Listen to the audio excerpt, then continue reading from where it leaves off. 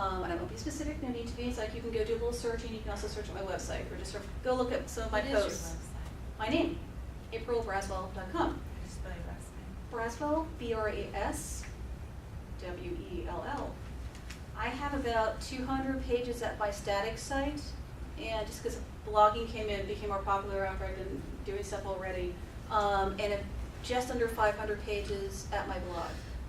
And I'm typically, take a look at my blog probably like every Wednesday, because I'm typically posting activities, and I'm just always trying to be aware of a handful of options. And it just depends on what I've been informed of, and there are certain people I email them and you were going to tell me about your events coming up. I try to know about, it's generally the LDS Christians and the Catholics who, as in some Jewish synagogues, Beverly Hills, where they still have a fairly active singles ministry or group. The evangelicals are slacking. It's like, I have a little of that background, so I can say that, They are, it's one, and the Episcopalians, there are a number of denominations who everyone's filling budgets and the budget crunches. So they're not doing it themselves necessarily anymore. Sometimes what happens then is if there is a handful of singles who care, then activities still happen, and they'll often be affiliated with a denomination, but it's actually being run by not necessarily like the clergy or ministry sort of folks, in which case they're often having a ton more activities. Even if you are not that faith, because I'm not LDS, I have a couple friends who are, and I've drilled them about this because I really want to make sure that I would be comfortable there, and that when I recommend it to others, that they would be as well. And my friend is a really good friend, and he said, oh no, every event that he's ever been to, it's it's probably about 85-90% LDS in that age demographic. But their stuff is very age demographic, and I'll always cite, here's the general age range that it is. If you're within a handful of years, either way, there will always be a handful of other folks there in that age demographic as well. Go. Part of it is, sometimes people are feeling unless there's going to be 35 people in my age group, I hear this more from, I don't know, man, women do it too. I heard this from guys, but I hear it from women too.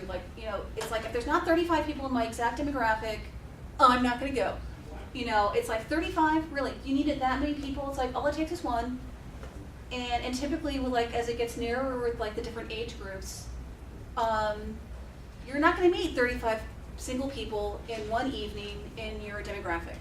It's going, unless it's a speed dating event, and you're probably going to pay a little bit more for it because it's a lot of effort for the people to drum that out for each of the demographics. If you are meeting 2 to 3 people that evening in your demographic, that's great because they typically have friends. It is not always about, tonight you and I are now soulmates. But sometimes, especially when you're younger, we're half expecting that it's if it's not the one, if I didn't meet the one tonight, it wasn't worth going to that event. A lot of these events are cited online these days. You can see it. So all of this also goes under the auspices of internet dating because they're kind of social networking. I'm generally trying to cite events for different age groups when I know about them, and for whatever different groups that I can, so people have a variety of things to go to. And I love internet dating. It is still only one tactic in a whole strategy and in living a whole life. So much of our life is online these days that internet dating is fantastic. However, it's like internet dating in the early days. I did a ton of internet dating. I had a major boyfriend through internet dating. He and I broke up. The next guy was my husband. And he and I knew each other as good acquaintances. I would never have been ready for him as a husband in terms of life skills and communication if I hadn't done internet dating. So for me, internet dating was absolutely a success, even though I married someone not from internet dating. I was like, oh, he would never have married me, if I hadn't had that kind of foundational stuff. And that is one of the attitudes to take